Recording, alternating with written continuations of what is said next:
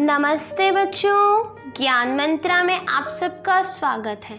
आज हम कक्षा 7 पाठ 5 पाठ मिठाई वाला कर रहे हैं। इसको मैं आपको पहले ही समझा चुकी हूँ। उस वीडियो का लिंक आपको डिस्क्रिप्शन बॉक्स में मिल जाएगा, आप वहाँ से देख सकते हैं। आज क्वेश्चन आंसर कर रहे हैं, तो शुरू करते हैं। प्रश्न 1, मिठाई वाला अलग अलग चीज़ें क्यों बेचता था और वह महीनों बाद क्यों आता था? मिठाई वाला अलग अलग चीज़ें इसलिए बेचता था क्योंकि वह बच्चों का सानिध्य प्राप्त करना चाहता था। उसके बच्चों एवं पत्नी की मृत्यु असमय हो गई थी। वह अपने बच्चों की झलक इन गली के बच्चों में देखता था, इसलिए वह बच्चों की रुचि की चीज़ें बेचा करता था। वह बदल बदल कर बच्चों की चीज़ें लाया करता था, इसलिए उसके आते ही बच्चे भी उसे घेर लिया करते थे। वह बच्चे की फरमाइशें पूरी करता रहता था। वह कई महीनों के बाद आता था क्योंकि उसे पैसों का कोई लालच नहीं था। इसके अलावा वह इन चीज़ों को तैयार करवाता था तथा बच्चों के उत्सुकता को बनाए रखना चाहता था। बच्चों, मिठाई वाले की पत्नी और उसके बच्चों की मृत्यु असमय ही हो गई थी, अर्थात समय से पहले ही हो गई थी, जिस कारण वह गली के बच्चों में अपने बच्चों की झलक देखता था। इसलिए वह उनके लिए तरह तरह की चीज़ें लाया करता था और उन चीज़ों को तैयार करवाने में उसे समय लगता था। इसी समय लगने के कारण वह कुछ समय के बाद आया करता था। प्रश्न 2, मिठाई वाले में वह कौन से गुण थे जिनकी वजह से बच्चे बड़े भी उसकी ओर खींचे चले आते थे? उत्तर, मिठाई वाले का मधुर आवाज में गा गा कर अपनी चीज़ों की विशेषताएं बताना, बच्चों की मनपसंद चीज़ें लाना, कम दामों में बेचना, बच्चों से अपनत्व दर्शाना आदि ऐसी विशेषताएं थी। बच्चे बड़े भी उसकी ओर खींचे चले आते थे। बच्चा वो इतने मधुर स्वर में गाता था कि सब उसके पास भागे चले आते थे और सबको पता था कि वो हर चीज़ बहुत सस्ती देता है, इसलिए बच्चे तो भागते ही थे मिठाई वाले के आते ही। उनके परिवार वाले भी, माता पिता भी निकल कर बाहर आ जाते थे। प्रश्न 3, विजय बाबू एक ग्राहक थे और मुरली वाला एक विक्रेता। दोनों अपने अपने पक्ष के समर्थन में क्या तर्क पेश करते हैं? उत्तर, एक ग्राहक के रूप में विजय बाबू अपना तर्क पेश करते हुए कहते हैं कि तुम लोगों को झूठ बोलने की आदत होती है, सबको एक ही भाव से सामान बेचते हो, ग्राहक को अधिक दाम बताकर उल्टा ग्राहक पे ही एहसान का बोझ लाद देते हो। अब विजय बाबू थे, वे कहते कि तुम मेरे को ज़्यादा दाम बता रहे हो, बल्कि हकीकत ये है कि तुमने सबको ही ये चीज़ सस्ते में बेची है। एक विक्रेता के रूप में मुरली वाला अपना तर्क पेश करता हुआ कहता है, आपको चीज़ों की असली लागत का अंदाज़ा नहीं है। वो कहता है कि आपको असली कीमत नहीं पता चीज़ों की, इसलिए दुकानदार चाहे हानि उठाकर ही चीज़ें क्यों ना बेचे, पर ग्राहक को हमेशा यही लगता है कि हम उन्हें लूट रहे हैं। ग्राहक को दुकानदार पर विश्वास नहीं होता। मुरली वाला कहता है कि असली दाम 2 पैसा ही है, मैंने पूरी 1000 बनवाई थी, इसलिए मुझे इतने की मिली। प्रश्न 4, खिलौने वाले के आने पर बच्चों की क्या प्रतिक्रिया होती थी? खिलौने वाले के आने पर बच्चे खुश हो जाते थे, बच्चे अति उत्साहित हो जाते थे। उन्हें खेल कूद का, अपने सामान, जूते चप्पल आदि का ध्यान नहीं रहता। वह अपने अपने घर से पैसे लाकर खिलौने का मोल भाव करने लग जाते थे। खिलौने वाला उनका मन चाहा खिलौना दे देता था और बच्चे उन्हें लेकर काफ़ी खुश हो जाते थे। बच्चों, खिलौने वाला जैसे ही आता था, बच्चों के चेहरे पे एक अलग ही मुस्कुराहट आ जाती थी और वो भागकर खिलौने लेने के लिए आ जाते थे। प्रश्न 5, रोहिणी को मुरली वाले के स्वर से खिलौने वाले का स्मरण क्यों हो गया? रोहिणी को मुरली वाले के स्वर से खिलौने वाले का स्मरण इसलिए हो गया, स्मरण मतलब याद आना, क्योंकि खिलौने वाले की तरह ही इसकी आवाज़ जानी पहचानी थी। खिलौने वाला भी इसी प्रकार मधुर स्वर में गाकर खिलौना बेचा करता था। मुरली वाला ठीक उसी तरह ही मीठे स्वर में गाकर मुरलियाँ बेच रहा था। अब जैसे खिलौने वाला गा गा के बेचता था ना अपने खिलौने, वैसे ही मुरली वाला भी गाकर अपनी मुरली बेच रहा था। जब आप ये चैप्टर पढ़ोगे ना तो आपको पता चलेगा। प्रश्न 6, किसकी बात सुनकर मिठाई वाला भावुक हो गया था? उसने इन व्यवसायों को अपनाने का क्या कारण बताया? रोहिणी की बात सुनकर मिठाई वाला भावुक हो गया था। इस पर उसने भावुक हो बताया, मैं भी अपने नगर का एक प्रतिष्ठित व्यापारी था। मकान, व्यवसाय, गाड़ी घोड़े, नौकर चाकर सभी कुछ था। स्त्री थी, छोटे छोटे 2 बच्चे थे। मेरा वह सोने का संसार था। उसके पास सुख के सभी साधन थे। स्त्री और छोटे बच्चे भी थे। ईश्वर की लीला सभी को ले गई। उसने इन व्यवसायों को अपनाने के निम्नलिखित कारण बताए। मैं इन व्यवसायों के माध्यम से अपने खोए बच्चे को खोजने निकला हूँ। इन हंसते कूदते उछलते तथा इठलाते बच्चों में मैं अपने बच्चों की झलक देखता हूँ। इन वस्तुओं को बच्चों में बेचकर संतोष का अनुभव करता हूँ। बच्चे के चेहरे की खुशी देखकर मुझे असीम संतोष मिलता है।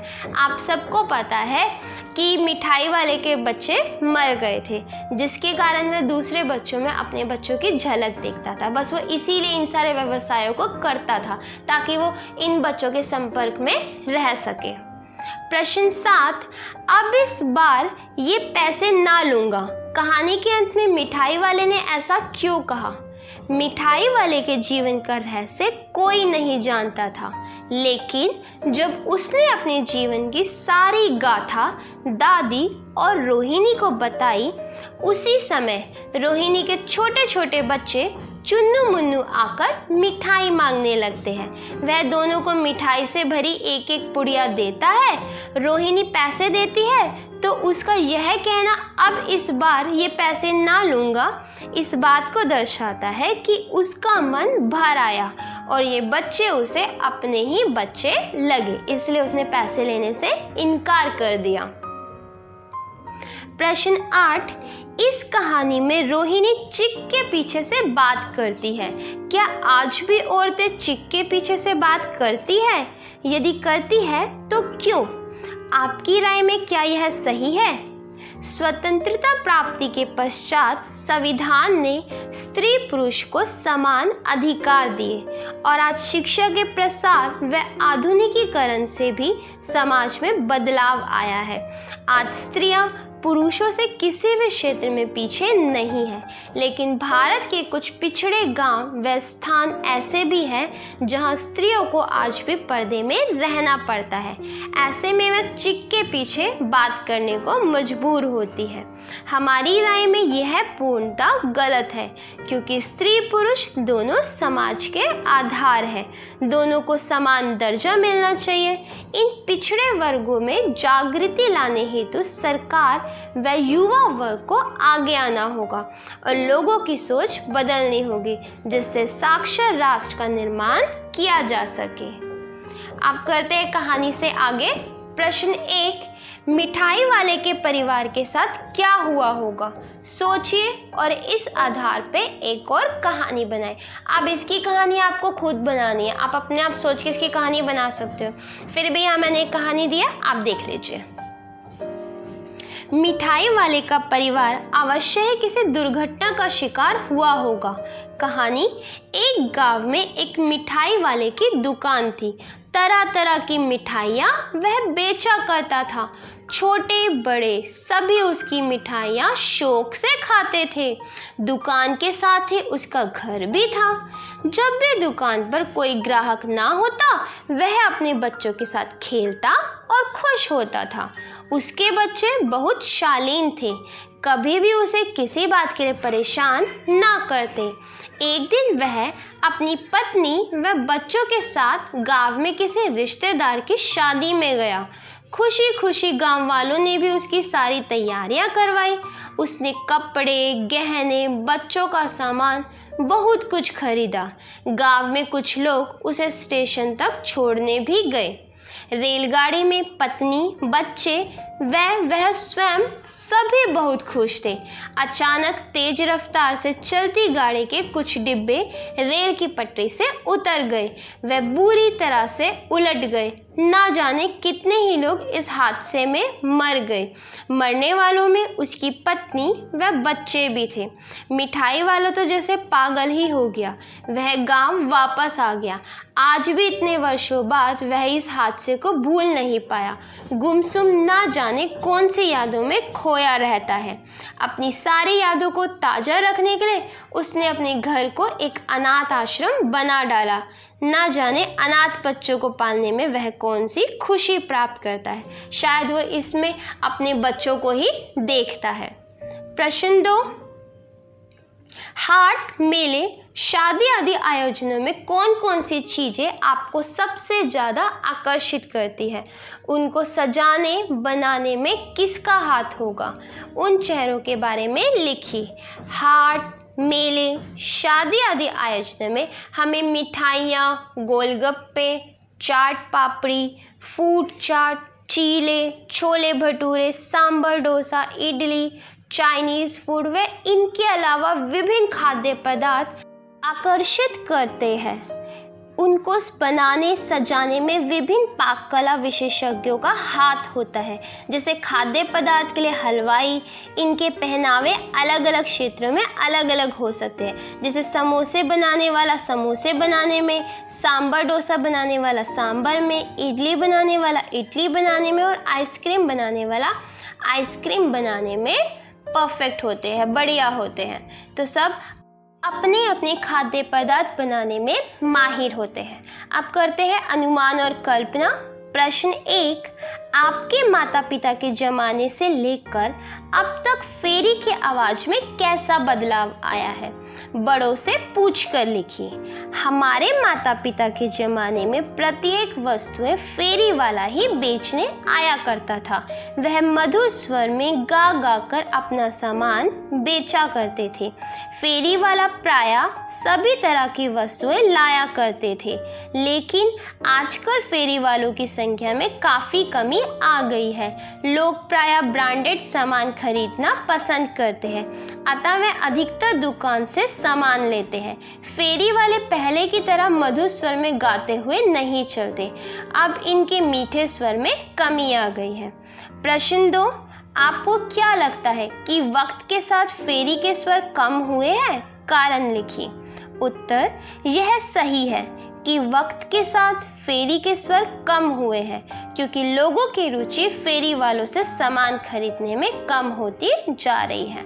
अब लोग फेरी वालों से सामान नहीं खरीदते, दुकानों से जाकर खरीदते हैं। आगे आते हैं कुछ करने को। प्रश्न 1, फेरी वालों की दिनचर्या कैसी होती होगी? उनका घर परिवार कहाँ होगा? उनकी जिंदगी में किस प्रकार की समस्याएं और उतार चढ़ाव आते होंगे? यह जानने के लिए 2-2 के समूह में छात्र छात्राएं कुछ प्रश्न तैयार करें और फेरी वालों से बातचीत करें। प्रत्येक समूह अलग अलग व्यवसाय से जुड़े फेरी वाले से बात करें। उत्तर, फेरी वाले का जीवन काफ़ी कठिन होता है। वह सुबह से शाम तक गलियों में चक्कर लगाते रहते हैं। उनका घर परिवार उनसे अलग गांव या दूसरे शहर में होता है। ये किसी छोटी कॉलोनियों में। उनके जीवन में अनेक समस्याएं आती होगी, जैसे पूरा सामान ना बिकना, सामान का खराब हो जाना या सड़ जाना, तबीयत खराब होना, अधिक बारिश होने पर या अधिक गर्मी पड़ने पर घर से बाहर ना निकल पाना। कभी कभी इन्हें खरीद से कम में भी माल बेचना पड़ता है, जिससे कि इनका मूलधन डूब जाता है। इस प्रकार की और भी कई समस्याओं का सामना इन्हें करना पड़ता होगा। अब बच्चा अलग अलग व्यवसाय से जुड़े फेरी वालों से बात आपको ही करनी पड़ेगी। जो आपके आसपास या आपकी गली में कोई फेरी वाला आए तो उससे बात कीजिएगा। अब आता है प्रश्न 2, इस कहानी को पढ़कर क्या आपको यह अनुभूति हुई कि दूसरों को प्यार और खुशी देने से अपने मन का दुख कम हो जाता है? समूह में बातचीत कीजिए। उत्तर, हाँ, फेरी वाले के जीवन से इस बात का पता लगता है कि दूसरों को प्यार और खुशी देने से दुख कम हो जाता है। जैसे मिठाई वाले के बच्चे और पत्नी की मृत्यु के बाद वह दूसरे बच्चों को जब उनकी पसंद का सामान ला कर बेचता तो उनके चेहरे पर खुशी की लहर देखकर उसे संतोष, धैर्य और सुख की अनुभूति होती थी। वह उन्हीं में अपने बच्चों की झलक देखता था। इसीलिए कहा भी है कि दुख बांटने से कम होता है। प्रश्न 3, अपनी कल्पना की मदद से मिठाई वाले का चित्र शब्दों के माध्यम से बनाइए। उत्तर, मिठाई वाला मीठा स्वर, लंबा दुबला पतला शरीर, भूरी भूरी आंखें, सिर पर टोकरी, पैरों में चप्पल, पजामा, कुर्ता पहने, कंधे पर गमछा लिए चलता होगा। वह सिर पर पगड़ी बांधता होगा। उसके कंधों पर फेरी का सामान होता होगा जिसमें खट्टी मीठी स्वादिष्ट सुगंधित गोलियां होगी। जब वह मीठे स्वर में आवाज लगाते हुए गली में आता होगा तो बच्चे दौड़कर उसे घेर लेते होंगे। तो बच्चा, ये थे हमारे क्वेश्चन आंसर। उम्मीद है आपको समझ आ गए होंगे। अगर कोई भी डाउट है तो आप कमेंट बॉक्स में मुझसे पूछ सकते हैं। अगर वीडियो पसंद आई हो तो लाइक करना और चैनल को सब्सक्राइब करना मत भूलना। धन्यवाद।